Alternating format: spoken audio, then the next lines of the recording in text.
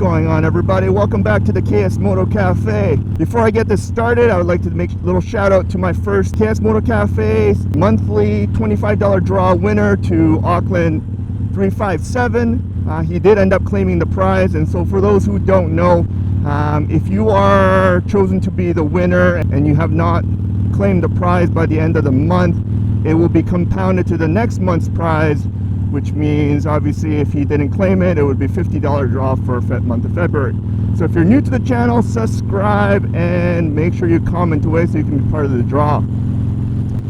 Today I'm doing a special episode, doing a collaboration with a photographer, YouTuber, and an Instagrammer named Greg Boreski. And his Instagram name is chain.driven. Today I'm going to the Harley dealership that's in Victoria, and the sales rep that helped me purchase my 883 will be showing me the 1248 from 2021, and I will quickly introduce him to you so everyone knows what a great guy he is. So as you know, this is my first bike, and I have never ridden a bike that's larger than my current bike. So riding a 1200 Sportster is slightly nerve-wracking, but as you know, being part of the bike community is all about trying different things.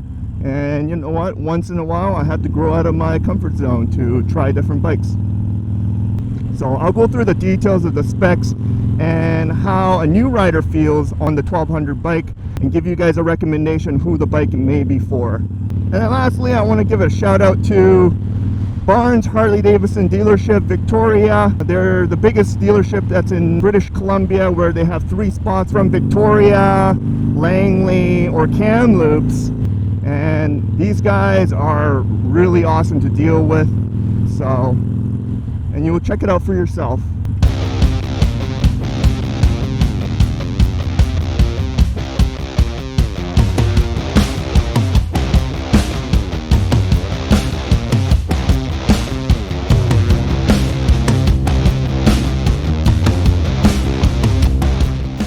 Hey, how are you? How are you? Good, you?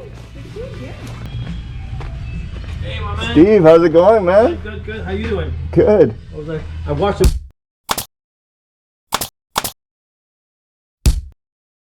bunch of your videos. You did, yeah? Yeah, they're pretty good. Hear that, slimes? I'm famous.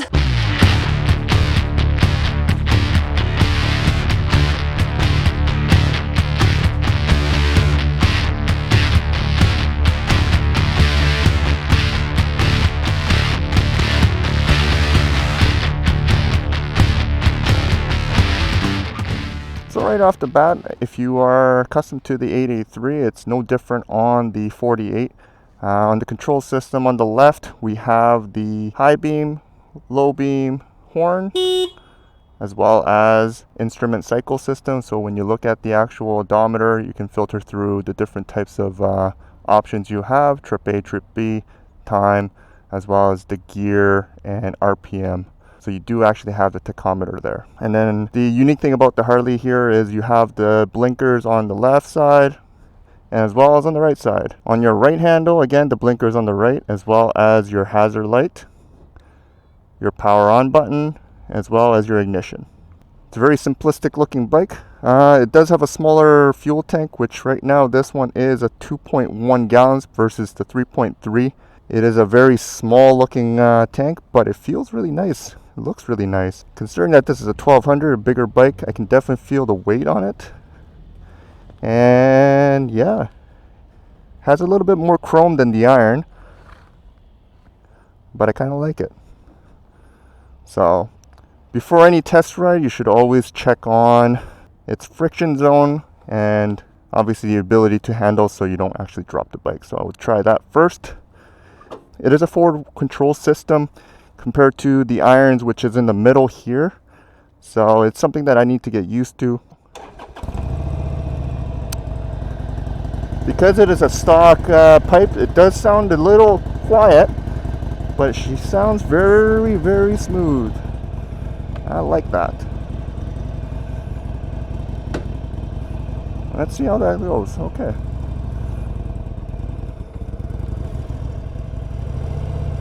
It is definitely a different position bike.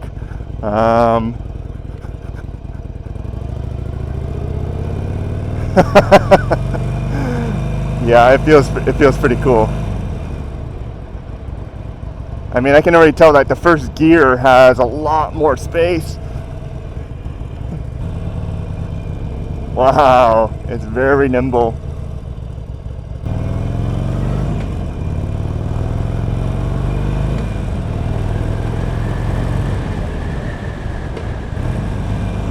Oh man, the response is so much better.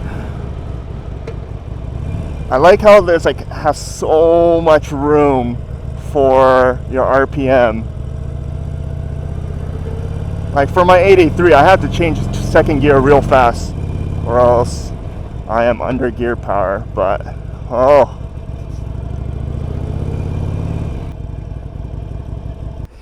yeah. Oh, that feels amazing. Just going around the block here. Can't wait for the real test run. Few minutes later. Another thing to note that it's still the same height. It's 26 inches off the ground.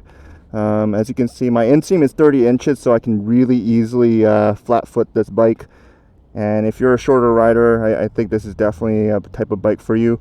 The one thing I started already noticing just from like a quick, ride back and forth, just to get the feel of what the forward control feels like, is I feel a little extended. So the forward control really isn't meant for shorter riders. I think it's meant for more taller riders. So if you're about 6 feet or taller, or have a longer inseam, it's definitely something that you would be more comfortable with. I mean, I definitely feel and look comfortable, but to switch gears, and maybe it's just me not having experience on it, but we'll find out during the test ride. But it is slightly different. You can tell the mirrors are upside down. This isn't like some special mod or anything like that. Usually they do come on top like this, and what you do is you just kind of flip it upside down by switching left and right side. Technically it's supposed to see better, but based on my angle, I find it kind of more hard to see. And then I don't know if I'm just incorrectly putting it together, but yeah. I think dropping your mirrors is more recommended if you have a 8-bar, so where your arms are a little bit higher and you can see from the bottom. So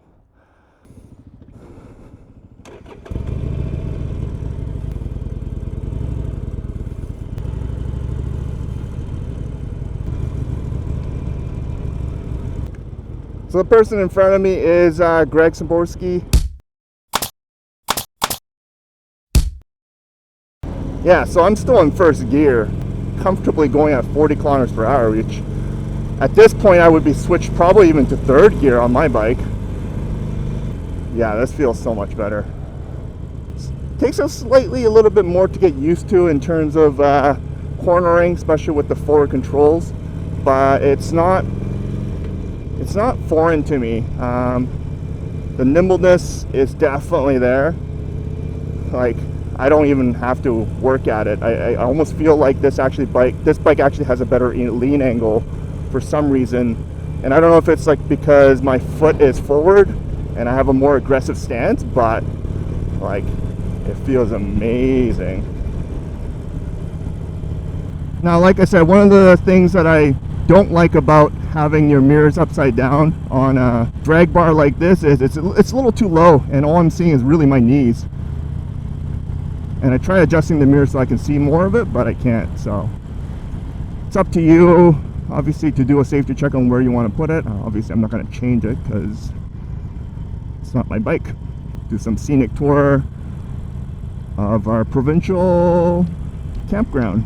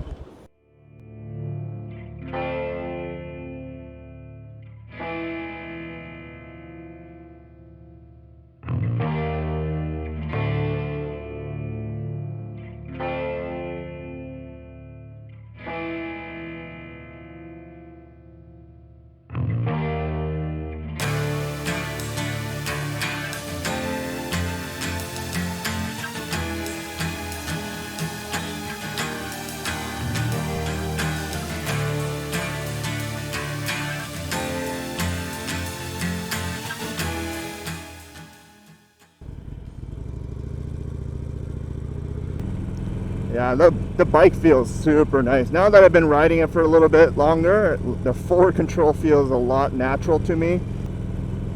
And then for cornering, it just feels so much better. Alright, so let's see what this acceleration is going to be like, because I'm super excited.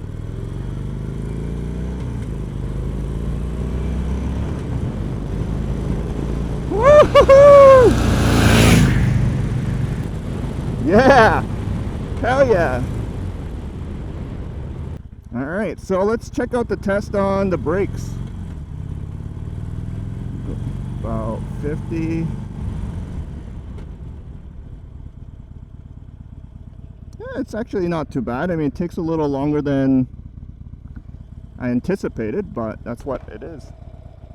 So, can this be a beginner bike?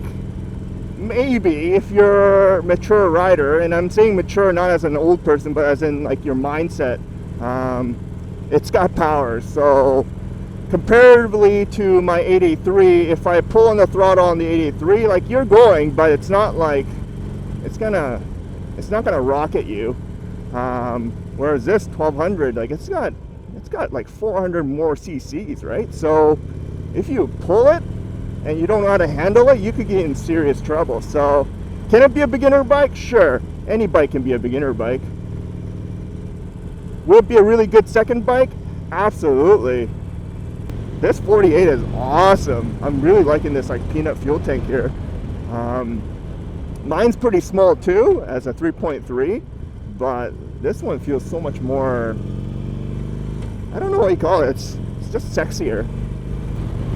Like, look at that go! Woo-hoo!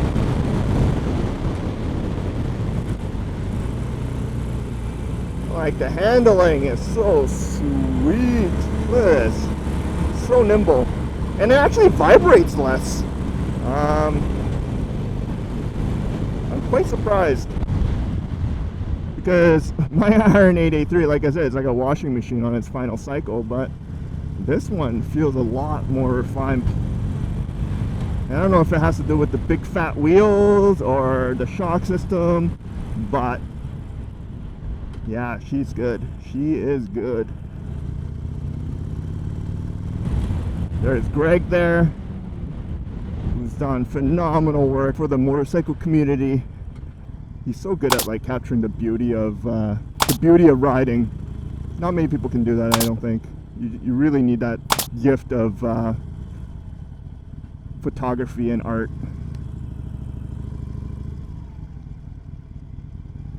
So now we're back to the Harley Davidson dealership. I'm gonna park this bike right next to my 883. Hello there. Let's do a side by side.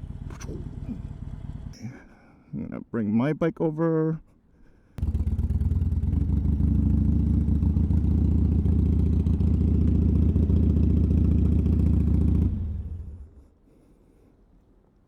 Okay, so this is my bike here, the Harley 883. So I'm about 5'10". My inseam is about 30 inches. On an 883, kind of looks like this. And then going around for the 1200, again, kind of looking like this. But when you get onto the bike itself, because it's the forward wheel here, this is kind of how I look. So the actual market here is very aggressive, but very comfortable. As you can tell, the chrome finish is a lot more different. And then when you look at mine, everything here is blacked out. Even the wheels is blacked out. Bring it back to the Harley dealership. Woo. Okay.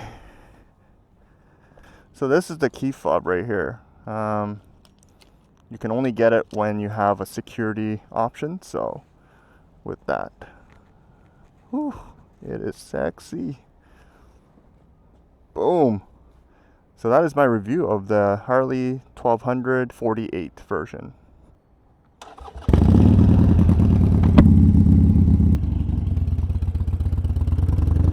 Oh, that was an amazing day. Just amazing. Now this bike feels super cramped. There's Greg there. It feels so cramped. I don't know what to do. I can see why a lot of people have lots of love for the 48.